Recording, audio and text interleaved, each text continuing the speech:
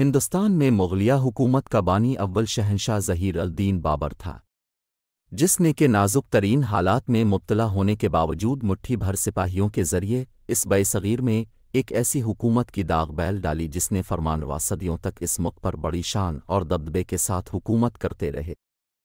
ظہیر الدین بابر اپنے دور کا نہایت ہی حوصلہ مند بادشاہ گزرا ہے، جو بار بار گرا اور گر گر کر سنبھلا، جس نے سخت سے سخت مصیبتیں برداشت کیں، لیکن اس کی ہمت اور استقلال میں کبھی ذرہ برابر بھی فرق نہیں آیا۔ باہر کی حوصلہ مندی کا اس سے بڑھ کر اور کیا ثبوت ہو سکتا ہے کہ وہ فرغانہ کی چھوٹی سی ریاست کے ایک معمولی سے رئیس سے ترقی کرتے کرتے ایک بہت بڑی مملکت کا شہنشاہ بن گیا۔ ہم یہ ضروری سمجھتے ہیں کہ اس تاریخ میں مغلیہ حکومت کے الوالعزم بانی کی زندگی کا ہلکا سا خاکہ پیش کر دیا جائے تاکہ اس کو سننے والوں کو مغلیہ حکومت کے دور اول کے واقعات سے بھی کسی نہ کسی حد تک واقفیت ہو جائے۔ بابر کا ہندوستان میں فاتحانہ داخلہ ظہیر الدین بابر کی یہ دیرینہ تمنا تھی کہ وہ کسی نہ کسی طرح بے صغیر ہندوستان کا بادشاہ بن جائے، لیکن نہ تو اس کی مالی حالت ایسی تھی کہ وہ اتنے بڑے ملک پر حملہ کر سکتا اور نہ اس کی فوجی طاقت ہی قابل اطمینان تھی۔ اس سے وہ ہندوستان پر حملے سے گریز کرتا رہا۔ ہاں، یہ ضرور تھا کہ وہ ہندوستان میں فاتحانہ داخلے سے قبل بار بار ہندوستان اسا رہا تھا اور یہاں آنے کے بعد برابر زمین ہموار کرتا رہا تھا تاکہ موقع ملتے ہی وہ ہندوستان پر یورش کر دے۔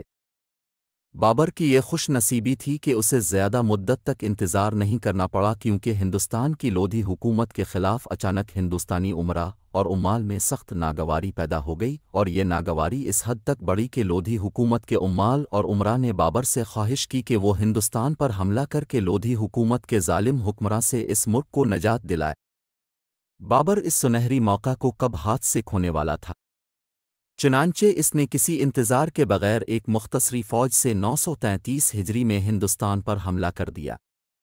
وہ پشاور اور پنجاب پر قبضہ جمانے کے بعد جب دہلی کی جانب بڑھا تو پانی پت کے تاریخی میدان میں اسے سلطان ابراہیم لودھی کے عظیم الشان لشکر سے مقابلہ کرنا پڑا۔ ابراہیم لودھی کا لشکر اگرچہ بابر کی فوج سے 10 گنا تھا، لیکن وہ بابر کے بہادر سپاہیوں کے مقابلے پر نہ ٹھہر سکا۔ ابراہیم لودھی اس جنگ میں مارا گیا، چنانچہ لودھیوں کی اس شکست کے بعد ہندوستان سے لودھی حکومت کا ہمیشہ کے لیے خاتمہ ہو گیا۔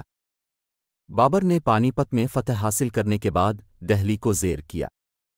اس کے بعد اس نے آگرہ پر قبضہ جمایا اور پھر اپنی حکومت کی بنیاد کو ہندوستان میں مضبوط کرنے کے لیے اس نے اور اس کے بیٹے ہمایوں نے جدید فتوحات کا سلسلہ شروع کیا۔ چنانچہ بہت کم مدت میں اس نے قلعہ سنبھل، اٹودے، قنوج، دھول-لپور، جلیر، جونپور، کالپی بیانہ قلعہ گوالیار فتح کر لیا، رانا سانگا کو شکست دی، میوات اور چندیری کو فتح کیا، بائرہ اور بنگال میں فتوحات حاصل کیں۔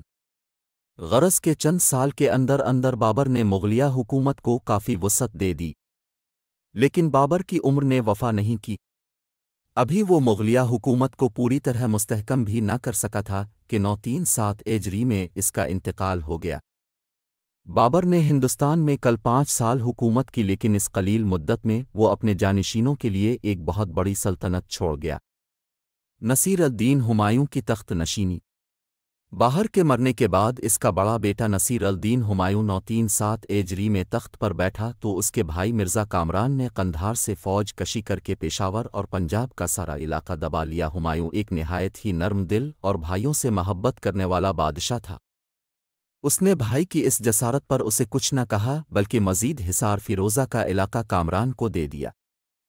اس کے علاوہ مرزا ہندال اور مرزا عسکری کو بھی ہمایوں نے اپنی سلطنت کے حصے عطا کر دیے، جس کا نتیجہ یہ ہوا کہ ہمایوں ایک محدود اور چھوٹے سے علاقے کا بادشاہ بن کر رہ گیا۔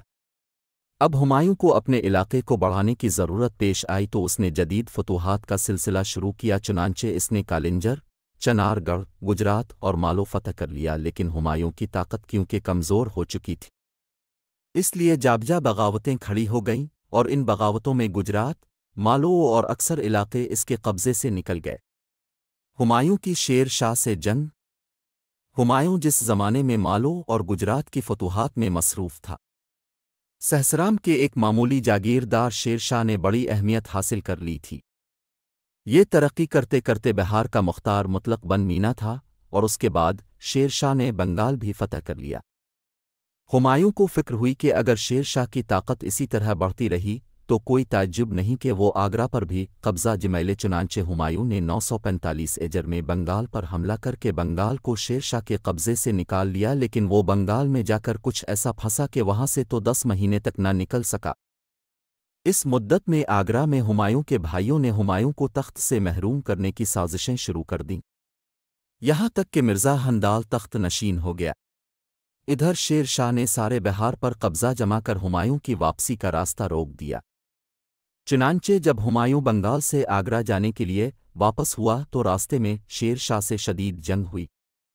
اس جنگ میں ہمایوں بمشکل تمام اپنی جان بچا کر آگرہ پہنچ سکا۔ ہمایوں آگرہ ہی میں تھا کہ اسے اطلاع ملی کہ شیر شاہ آگرہ کی جانب آ رہا ہے۔ ہمایوں بھی اپنا لشکر لے کر اس کے مقابلے کے لیے پہنچ گیا۔ ہمایوں اور شیر شاہ کے لشکر میں 947 ایجری میں چوسے کے میدان میں بڑے مرکے کی جنگ ہوئی۔ اس جنگ میں ہمایوں کو بری طرح شکست ہوئی۔ ہمایوں جنگ سے بھاگ کر آگرہ آیا، آگرہ سے فرار ہو کر دہلی گیا، دہلی سے بھاگتا ہوا سرہند پہنچا، سرہند کے بعد لاہور گیا، لیکن شیر شاہ کے تعاقب کی مابع سے اور بھائیوں کی غداری اور بے ایمانی کی بنا پر اسے لاہور سے بھی بھاگنا پڑا۔ اس کے بعد ہمایوں سندھ گیا اور وہاں نئی حکومت بنانے کی 2 سال نیک کوشش کرتا رہا۔ ہمایوں ہندوستان میں نئی حکومت قائم کرنے کے لیے ایک جگہ سے دوسری جگہ مارا پھرتا رہا، مگر اسے کامیابی نہ ہوئی۔ آخر پریشان اور مجبور ہونے کے بعد 950 ہجری میں وہ ایران چلا گیا۔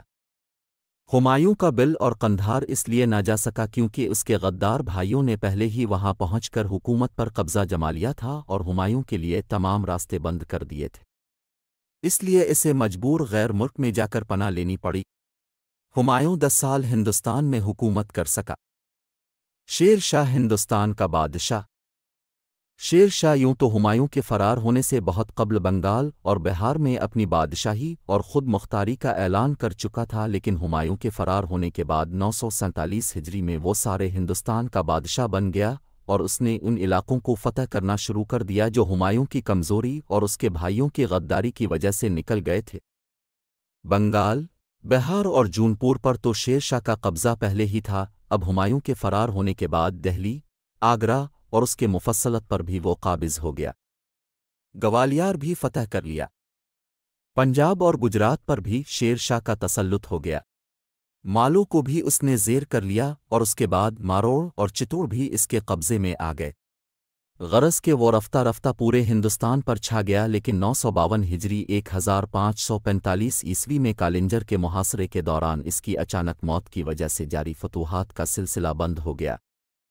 شیر شاہ نے 15 سال تو عمارت کی اور 5 سال وہ ہندوستان کے بادشاہ کی حیثیت سے حکومت کرتا رہا۔ شیر شاہ کی حکومت کا خاتمہ۔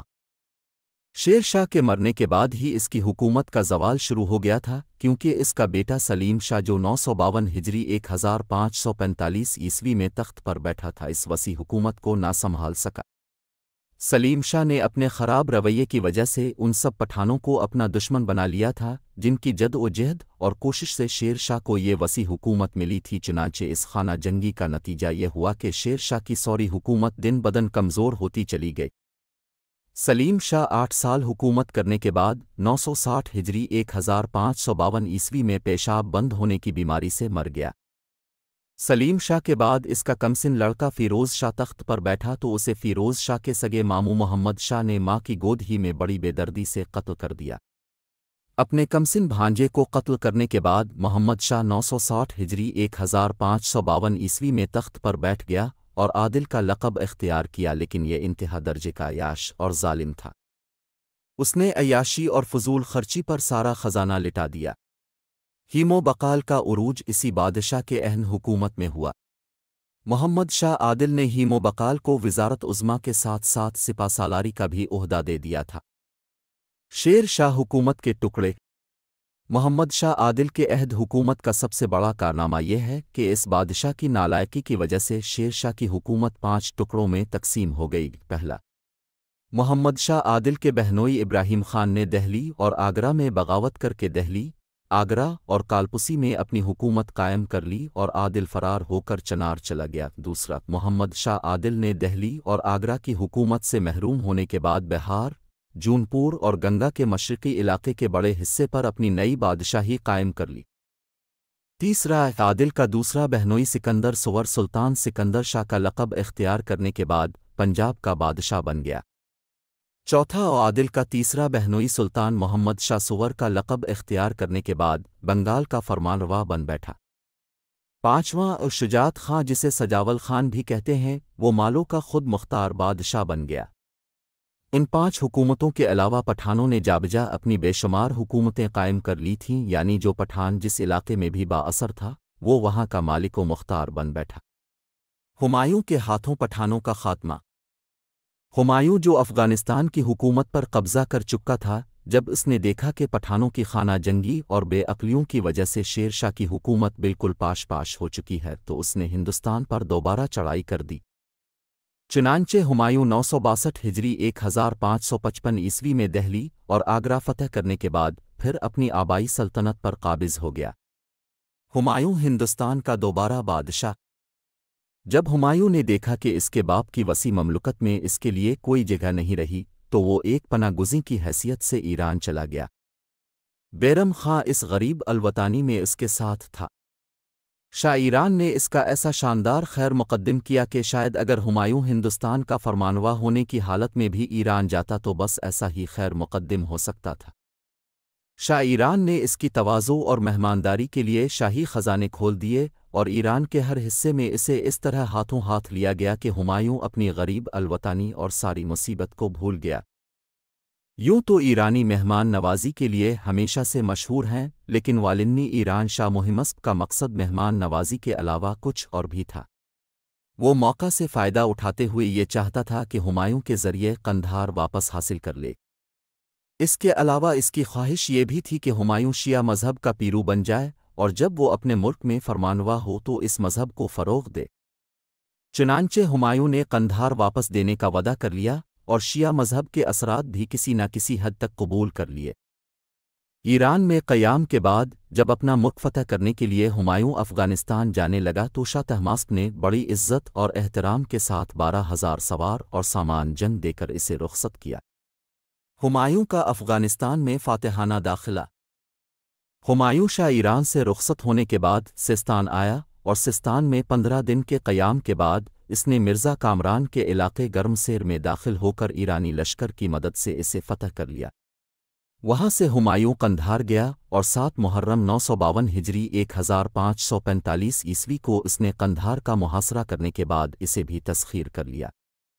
ہمایوں نے حسب نودا قندھار فتح کرنے کے بعد ایرانیوں کے حوالے کر دیا، لیکن ایرانیوں سے یہ خواہش کی کہ جب تک کابل فتح نہ ہو جائے قندھار پر ہمارا ہی تسلط رہنے دیا جائے تاکہ ہم کو یہاں سے کابل کی فتح میں امداد مل سکے گی، مگر ایرانی نہ مانے، جس کا نتیجہ یہ ہوا کہ معمولی سی تکرار کے بعد قندھار بدستور ہمایوں ہی کے پاس رہا۔ قندھار کے زیر ہونے کے بعد مرزا عسکری مجرموں کی طرح معافی طلب کرنے آیا۔ ہمایوں نے اسے معافی دے دی مگر وہ جان کے خوف سے پھر فرار ہو گیا۔ مرزا ہندال قندھار کے قریب ہمایوں سے آن ملا تھا۔ ہمایوں نے اس کی خطاؤں سے درگزر کر کے اسے اپنے ساتھ لے لیا اور وہ آخر تک ہمایوں کی فتوحات میں شریک رہا۔ اب ہمایوں کابل کی فتح کی جانب متوجہ ہوا۔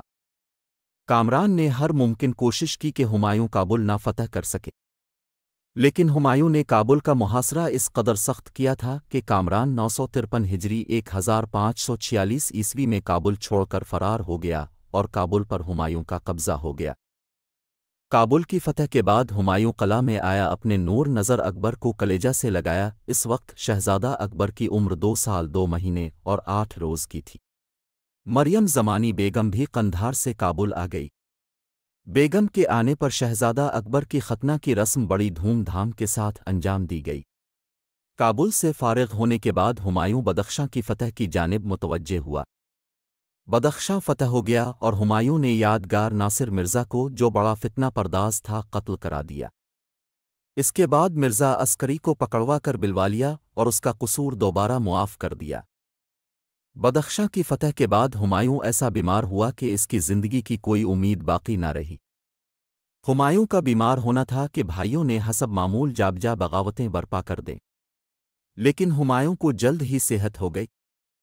ہمایوں کی بیماری ہی کے زمانے میں مرزا عسکری کو تو نظر بند کر دیا گیا تھا، مگر مرزا کامران نے موقع ملتے ہی اچانک کابل پر قبضہ جما لیا۔ ہمایوں کو بڑی فکر ہوئی کیونکہ شہزادہ اکبر اور ملکہ مریم زمانی اور اس کے تمام متعلقین کابل ہی میں تھے۔ گو اس زمانے میں برف باری کی شدت تھی، مگر ہمایوں کابل پہنچ گیا اور کابل کا محاصرہ کر لیا اور قلعہ پر گولہ باری شروع کر دی۔ مرزا کامران نے قلعہ کو ہمایوں کی گولہ باری سے بچانے کے لیے شہزادہ اکبر کو پکڑ کر قلعہ کی فصیل پر کھڑا کر دیا، جس کا لازمی نتیجہ یہ ہوا کہ ہمایوں کو گولہ باری اور تیر اندازی بند کر دینی پڑی۔ لیکن ہمایوں نے محاصرہ بدستور قائم رکھا اور رسد و کمک کی ساری راہیں بند کر دیں، جس کی وجہ سے مرزا کامران قلعہ چھوڑ کر بھاگ گیا اور ہمایوں کو اس طرح 904 ہجری 1547 عیسوی میں کابل پر دوبارہ فتح حاصل ہو گئی۔ کابل کی فتح کے بعد ہمایوں نے مرزا ہندال کو مرزا کامران کے تعاقب میں روانہ کیا۔ آخر مرزا کامران کو گرفتار کر کے لایا گیا۔ ہمایوں نے اسے سینے سے لگایا اور اس کا قصور معاف کر دیا۔ اس کے بعد ہمایوں بلخ کی فتح کی جانب متوجہ ہوا۔ ہمایوں جدید فتوحات میں مصروف تھا کہ کامران نے پھر بغاوت کر کے کابل پر قبضہ جما لیا۔ اب ہمایوں کو پھر ایک بار کابل کی فتح کے لیے اپنے لشکر کو حرکت میں لانا پڑا۔ کامران سے ہمایوں کی جنگ ہوئی۔ ہمایوں فتح یاب ہوا اور اس نے تیسری بار کابل فتح کر لیا۔ کابل کی فتح کے بعد ہمایوں نے اپنے مخالفین کو ایسی سخت سزائیں دے کہ اس سے پہلے کبھی نہیں دی تھیں۔ اسی دوران میں مرزا ہندال شورش پسندوں کو دبانے کی کوشش میں مارا گیا، جس سے ہمایوں کو بے حد رنج ہوا۔ کامران افغانستان سے فرار ہو کر شیر شاہ کے بیٹے سلیم شاہ سے مدد لینے ہندوستان گیا، مگر ناکام واپس آیا اور گرفتار ہو گیا۔ ہمایوں نے اس کی آنکھیں نکلوا دیں اور اسے مکہ معظمہ بھیج دیا۔ عسکری فرار ہونے کے بعد کسی دور دراز مقام پر چلا گیا۔ قراچہ خاں اور محمد خاں جیسے فتنہ پرداز تحقیق کیے گئے اور ہمایوں کی حکومت بڑی دشواریوں کے بعد افغانستان اور اس کے مفصلت میں ایک بار پھر قائم ہو گئے۔